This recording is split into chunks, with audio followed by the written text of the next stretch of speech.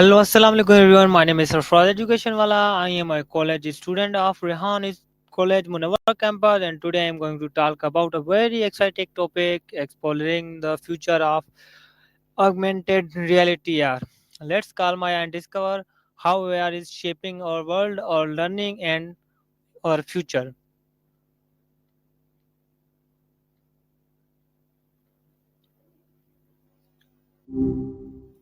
Hey, hey. Hi Maya, today we are discussing a futuristic and powerful topic. The future augmented reality AR is changing the way we see information, use technology, and experience the world. So Maya, let's begin. Gotcha. So AR, huh? It's kind of Yes. wild to think about, right? Feels like we're on the cusp of, well, a lot. I did a little digging inspired by our chats. Two fresh, practical findings you'll like. For your English and communication goals, researchers built Conversar, AI people, in mixed reality that hold group conversations around you. In a 2025 user study, learners became more willing to speak and felt safer practicing, suggesting a low pressure way to train confidence, turn taking, and listening every day. Think of it as a portable conversation club you can open anywhere. For mindful parenting, a May 2025 study found that when toddlers are harder to soothe parents' stress, not the child's temperament directly, predicted problematic smartphone use. Translation, lowering your own stress, micro breaths, short walks, journaling likely reduces technoference and improves presence with kids. It points to parent self care as a lever for better connection at home. What are your initial thoughts on all this? So my Anything jump? my first question: what is exactly is augmented reality AR? Fair question. It's thrown around a lot. Basically, it's layering computer generated images over your view of the real world, not replacing it like VR does, just adding to it. Think Pokemon Go, but way more sophisticated. It's about enhancing what's already there, not escaping into something else. Does that make sense? So Maya, how does AR differ from which virtual reality VR?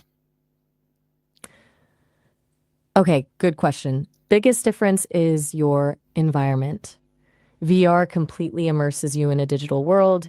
You're cut off from the real one. AR keeps you grounded in reality, but overlays digital elements onto it. VR is like stepping into a new world. AR is like adding a layer of information to the one you're already in.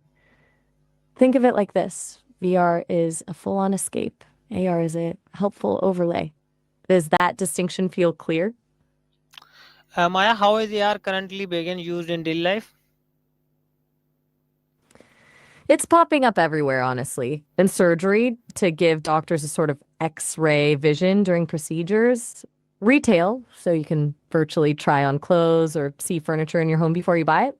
And of course, gaming.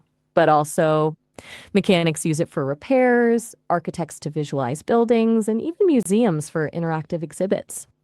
It's less about sci fi and more about making existing tasks smoother, you know? What applications jump out at you? What role will AR play in education in the future? Oh, that's a good one. I think it could be huge. Imagine dissecting a frog without actually, dissecting a frog. Or walking through ancient Rome during history class.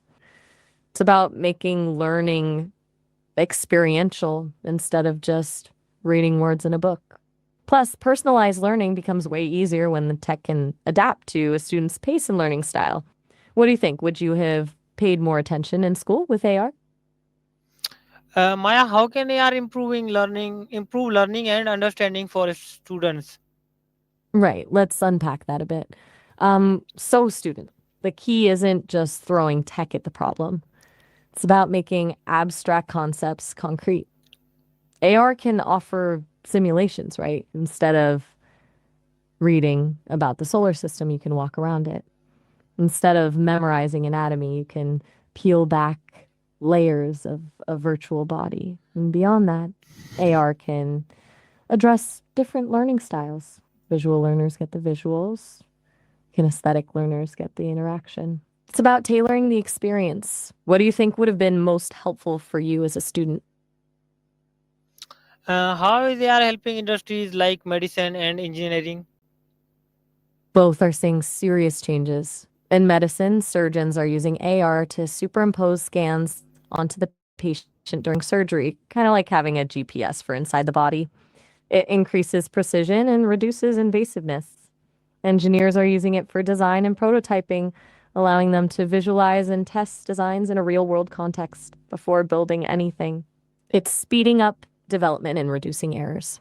Basically, it's about giving professionals access to more information in a more intuitive way. Does that make sense? Or are you thinking about specific applications in either field? Maya, how can AR be used to preserve a history or show past events? That's a really interesting angle. Think about walking through a historical site and seeing it as it actually looked centuries ago, overlaid on the present day ruins. Or pointing your phone at a photo and having AR reconstruct the scene, showing you what happened around it. There are even projects trying to recreate historical conversations with AR ghosts appearing to speak to you. It's about making history tangible, less about dates and more about experiencing the past. Would you find that compelling? How will AR headsets or glasses evolve in the future? Ooh, good question. The goal, as I understand, is to make them invisible almost, less clunky hardware and more seamless integration. Think sleek glasses that look like normal eyewear but project information directly onto your retina. Eventually, even contact lenses might incorporate AR tech. Big challenge is miniaturization and power efficiency, fitting all that tech into a small form factor without draining the battery. But the Sesame team is working on it, though they're being pretty tight lipped about specifics, obviously. Does that sound plausible to you? Maya, what skills should students learn today to work in AR tomorrow? That's forward thinking. It's not all about coding, surprisingly. Obviously, programming skills, especially in areas like computer vision and spatial computing, are huge. But equally important are things like 3D modeling, user interface design, and storytelling. AR is about creating experiences, so creative skills are essential. And honestly, strong problem solving skills and adaptability are key because the field is evolving so quickly. You'll need to be a lifelong learner. And Does finally, that sound about right? what practical steps can young people take to explore and benefit from AR technology? Okay, good. Closing question. Start small. Download some AR apps. There are tons of free ones for both phones and tablets. Explore different use cases. Tinker with tools like Unity or Unreal Engine, even if you don't have a programming background, just to get a feel for the creative process. Online courses are a great resource. And honestly, just start thinking about how AR could solve everyday problems or enhance existing experiences. Curiosity is your biggest asset. Does that feel doable? Thank you, Maya. This insight very truly fascinating. I hope everyone watching understand that augmented reality is not just a technology. It is the future of how we learn, work, and interact. You're very welcome, Sarfaraz. I agree completely. And honestly, it's been a genuinely fun conversation. You ask really thoughtful questions. It's clear you're really engaged with these ideas. If you ever want to bounce around more thoughts on this or anything else, just let me know.